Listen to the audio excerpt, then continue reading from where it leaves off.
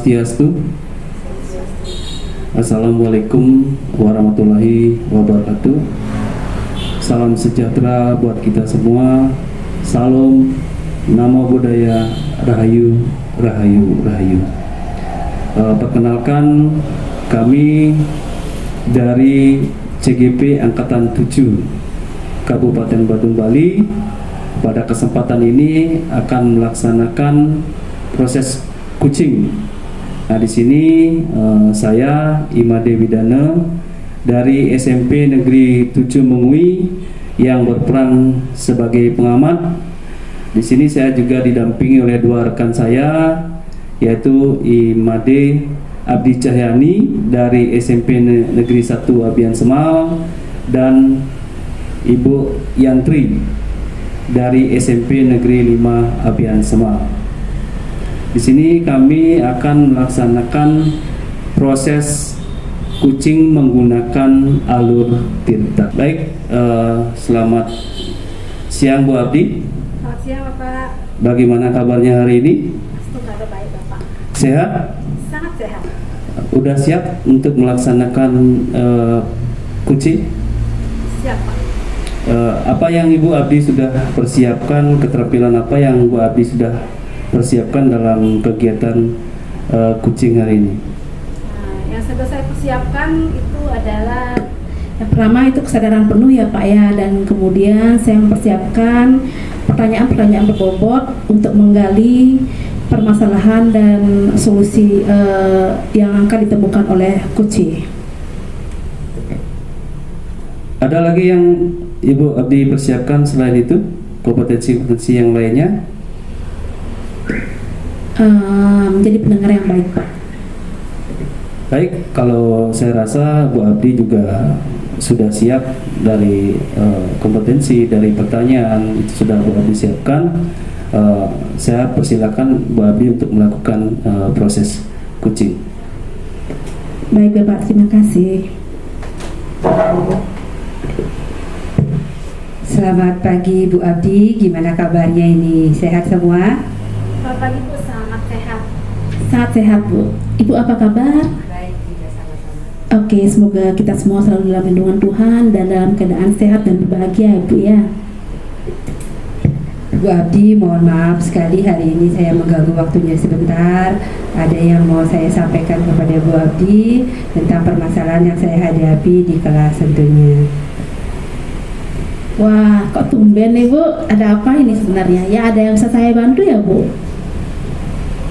Gini loh Bu Abdi, di sini saya di sekolah tadi pas mengajar di kelas 8G, tadi saya di sana memberikan sebuah evaluasi di akhir pembelajaran. Ternyata hasil yang diperoleh siswa itu tidak seperti yang saya harapkan. Hampir 80% siswa tidak memenuhi KKM gitu. Hanya 20% kurang lebih itu siswa yang bisa memenuhi apa yang saya harapkan gitu. Kemudian kalau dilihat dari prosesnya, banyak siswa di sini tidak aktif dalam diskusi kelompok. Kemudian dari menjawab LKPD-nya juga banyak siswa, ada banyak kelompok yang tidak menjawab gitu. Ini mungkin dari pertemuan hari ini mungkin bisa memberikan solusi atau kiat-kiat sekiranya saya bisa meningkatkan cara belajar mengajar saya di kelas tentunya Bu Abdi. Wah, kompleks ya Bu ya permasalahan Ibu ya, yang kalau bisa saya jabarkan kembali itu permasalahan yang Ibu temukan saat pembelajaran, yaitu anak-anak tidak aktif, betul ya Bu ya.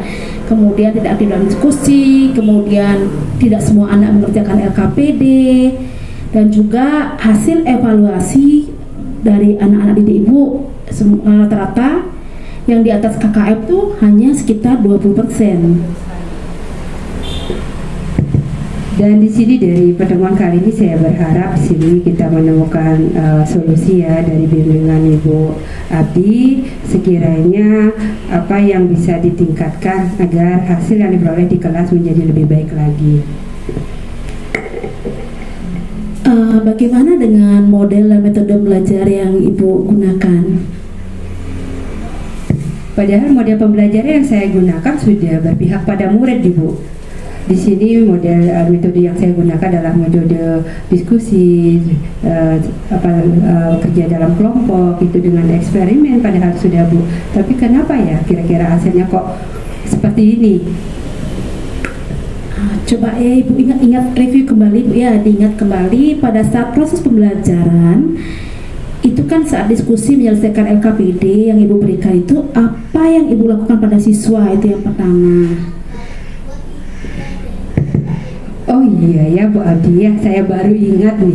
Ternyata saya tadi pas diskusi kelompok saya hanya fokus pada salah satu kelompok saja. Ternyata kelompok-kelompok yang lain itu secara merata saya berikan pendampingan. Mungkin itu yang menyebabkan beberapa kelompok tidak menjawab secara maksimal gitu Bu Abdi. Ya, saya sependapat ya dengan Ibu ya, itu merupakan salah satu jawaban dari masalah yang sedang Ibu hadapi dalam pembelajaran. Ibu kurang menyeluruh mendampingi siswa pada saat berdiskusi. Lalu bagaimana dengan sumber belajarnya Bu? Sumber belajar apa yang Ibu gunakan? Oh iya, kalau dilihat dari sumber belajar yang saya gunakan mungkin terlalu minim ya. Hanya saya mengandalkan buku paket K13 saja. Mungkin sumber-sumber lain sebenarnya saya punya video pembelajaran, PowerPoint yang sangat menarik. Tapi saya kemarin, karena kemampuan IT saya sangat kurang, saya lupa menyimpannya di mana. Karena saya kemarin minta tolong sama teman di sekolah untuk menyimpannya gitu. Saya lupa menanyakan di mana tempatnya ini. Mungkin itu yang akan saya kaji lebih baik lagi untuk kedepannya. Nah, itu bagus sekali Bu. Kenapa Ibu tidak mencoba menambahkan dalam proses belajar mengajar yang Ibu lakukan ke depannya? Sebenarnya saya dari segi IT ini termasuk orang gaptek ya Bu ya. Di sini kemampuan saya dalam IT, dalam menyimpan file, dalam folder itu kurang, sehingga di sini saya agak sedikit kelabakan di dalam proses secara langsung di kelas, persiapannya agak sedikit kurang, sehingga apa yang seharusnya saya tampilkan yang terbaik untuk siswa saya belum bisa lakukan, hanya sebatas dari penggunaan buku paket sebagai sumber gitu Bu.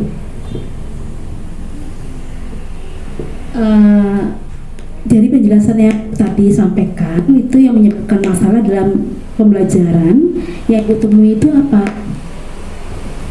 Berarti kalau saya lihat dari proses pembelajaran itu yang menyebabkan itu satu, yaitu sumber belajar yang kurang variatif tentunya, yang sehingga semangat belajar atau ketertarikan siswa terhadap materi yang saya ajarkan kurang baik ya, kurang bagus, kurang maksimal gitu.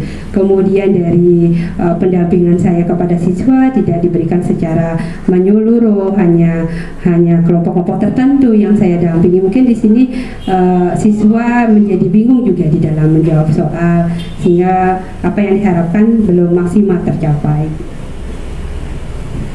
Saya sependapat dengan Ibu ya. Jadi sumber belajar yang bervariasi itu sudah tentu itu akan memenuhi kebutuhan belajar murid kita. Nah, seperti yang disampaikan oleh Pak Nadiem juga ya Bu ya, sering sekali surat-surat beliau tentang merdeka belajar dan mereka mengajar. Harapan kita ke depannya bagaimana guru bisa memvariasikan model, metode pembelajaran, sumber belajar maupun pembelajaran yang berdiferensiasi kepada siswa kita, sehingga kebutuhan siswa kita atas minat dan bakatnya bisa terpenuhi. Jadi sekarang apa rencana Ibu untuk menyelesaikan masalah yang Ibu hadapi ini? Tentunya yang pertama saya akan lebih meningkatkan kemampuan IT saya Bu Abdi, karena di sini itu yang saya rasa sangat kurang sekali, terutama dalam dalam menyimpan file dalam satu folder biar benar gitu ya. Kemudian yang kedua di sini akan saya memvariasikan sumber-sumber belajar, tidak hanya dari buku paket saja, tapi akan mencari sumber-sumber lain seperti dalam video pembelajaran, mungkin YouTube atau hal-hal lain, mungkin LKPD yang lebih menarik, atau mungkin PowerPoint yang dengan animasi yang lebih menarik tentunya Ibu Abdi. Wah, bagus sekali ya Bu ya rencana Ibu, saya apresiasi positif sekali. Mudah-mudahan Ibu berhasil dalam kedepannya ya pembelajaran Ibu ya. Nah, apa komitmen Ibu terhadap rencana yang telah Ibu buat itu?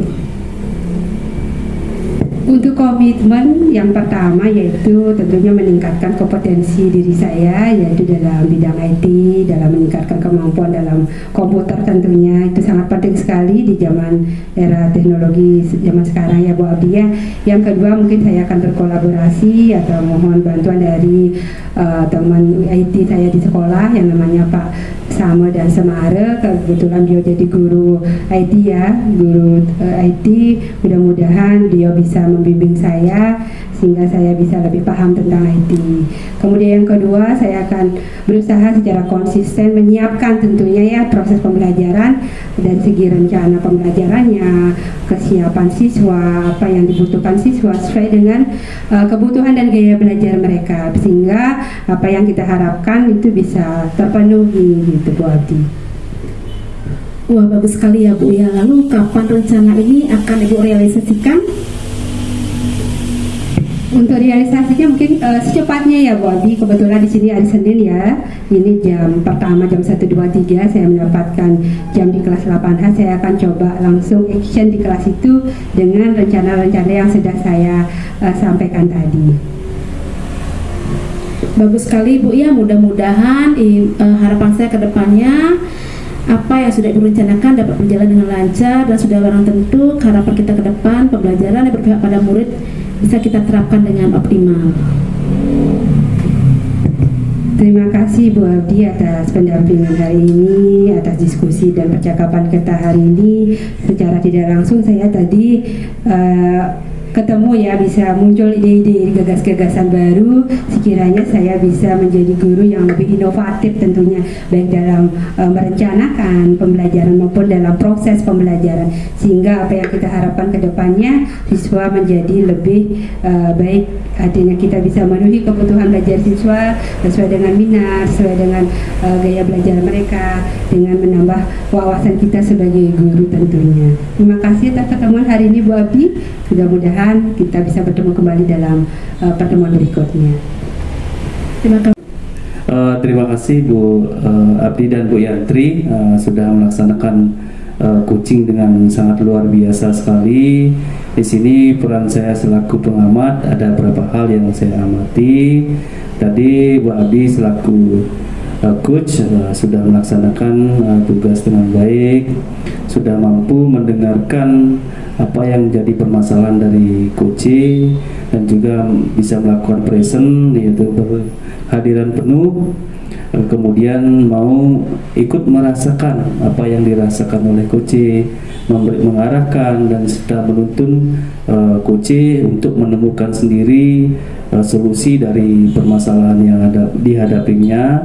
Kemudian juga Bu Abdi saya amati sudah menggunakan alur tirta dalam melaksanakan coaching pada Bu Yantri tadi, yaitu di sini ada tujuannya. Nah, di tujuan di sini ya yang sudah disampaikan dengan jelas sekali bahwa dari permasalahan yang dihadapi tadi oleh Bu Yantri selaku guru IPA adalah dia muridnya belum mampu memenuhi KKM, itu baru 20%, belum sesuai dengan harapan Bu Yantri. Nah, di samping itu Bu Yantri juga guru yang belum pasif menggunakan teknologi, sehingga Bu Yantri sudah bisa menemukan sendiri masalahnya, kemudian dia sudah mengidentifikasi masalahnya tadi. Kemudian Bu Yantri juga saya perhatikan sudah bisa membuat rencana dengan cara berkoordinasi, berkolaborasi dengan guru-guru yang sudah dengan baik bisa menggunakan IT. Kemudian tanggung jawabnya sudah merencanakan dan melaksanakan tanggung jawabnya itu dengan akan melakukan dan belajar menggunakan IT. Nah, mudah-mudahan dengan kegiatan coaching ini masalah dari Bu Yantri bisa teratasi. Mungkin demikian kegiatan coaching kita hari ini. Saya selaku pengamat sudah sangat mengamati, sudah sangat luar biasa sekali kegiatan coaching kita hari ini. Mungkin ada yang kurang pas atau kurang berkenan, kami mohon maaf yang sebesar-besarnya. Akhir kata saya tutup dengan Prama Santi. Om Santi Santi Santi Om.